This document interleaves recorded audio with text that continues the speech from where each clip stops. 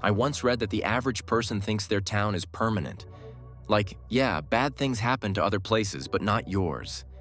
And then you go look at 14 spots scattered across North Carolina, places that had banks, stores, schools, full communities, and every single one of them is either ruins, underwater, or swallowed by forest.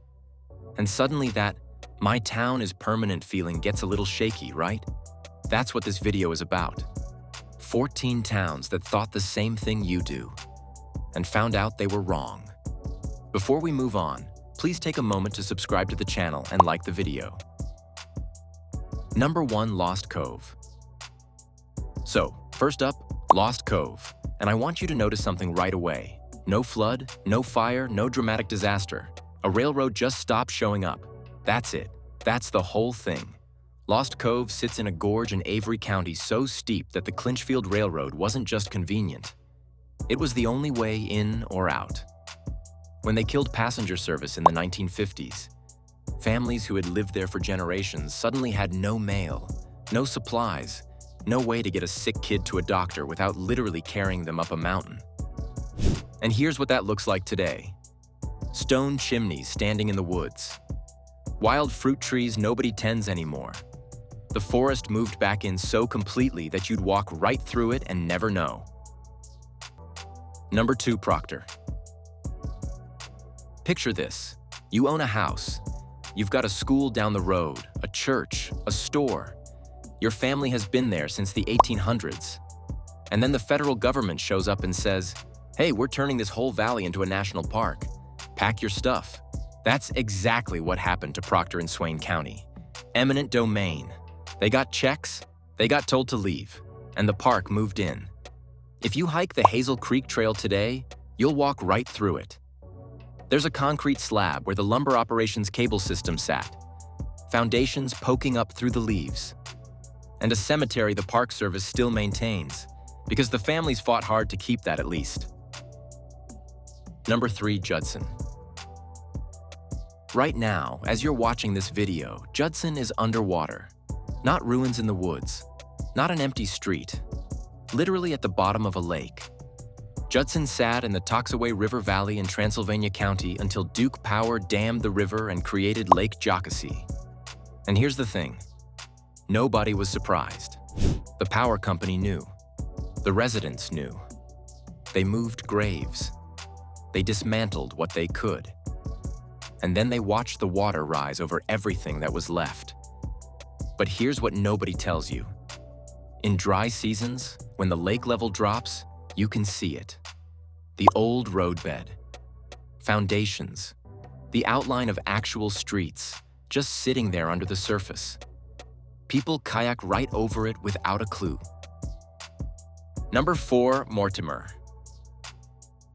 Some towns get one bad break and fold. Mortimer got hit 3 times and kept trying. It did not work.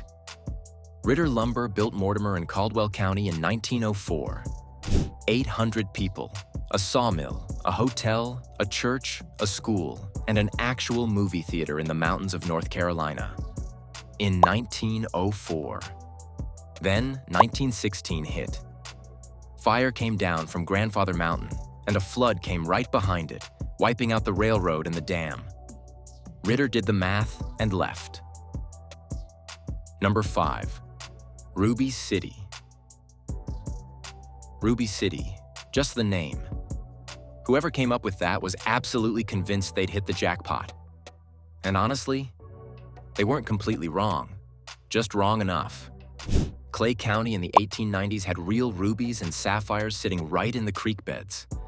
Word got out, and suddenly you've got stores, boarding houses, miners rolling in with big dreams. Total gold rush energy. Except it wasn't gold. But here's the catch. The gems were scattered. Too spread out to mine at any real scale. Once they picked through the easy surface stuff, the math stopped working and everybody left. Fast. And because the buildings were thrown up quick, nobody planned to stay long. The forest just swallowed it almost immediately. Number 6. Ceramic. And if you thought Ruby City was wild, ceramic somehow made boring look catastrophic. That's actually its real name. Ceramic, North Carolina. A town in Macon County that bet its entire existence on one thing: kaolin clay. The North Carolina Porcelain Company set up operations there because the clay deposits were genuinely good. Workers showed up. Families settled in. A whole community built itself around digging clay out of the ground and turning it into porcelain.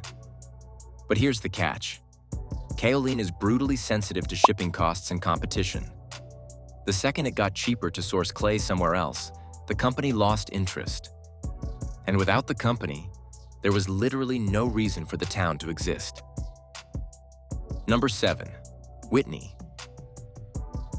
So Whitney is underwater too. But this one hits different, because Whitney wasn't some small logging camp. It was a full agricultural community in Stanley County.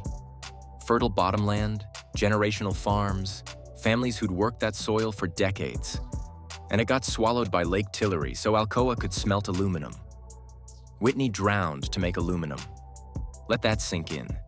The topsoil those families spent generations building up, it's lake sediment now. And the people boating and fishing on Lake Tillery today have absolutely no idea. It looks completely natural. No signs, no markers. Nothing that says, hey, a whole community used to be right here. Number 8, Glenville. Glenville is the only town on this list that's half alive and half dead at the same time. Nantahala Power and Light built a dam in the 1940s. The water rose, and the lower half of Glenville, stores, homes, a church, just went under. The upper half stayed dry and kept going. So you've got people living in a real functioning town, looking out at a lake that has their old neighborhood sitting 30 feet below the surface. That's not a metaphor. That's just Tuesday in Jackson County. Number 9, Buffalo City. And if you thought Glenville was wild, Buffalo City somehow made chaos look like a business plan. It started as a logging town in Dare County, right in the Alligator River swamp. Yes, that swamp. When the timber ran out, the people who stayed looked around and said, okay, what else can we do out here where nobody can find us? And the answer was moonshine.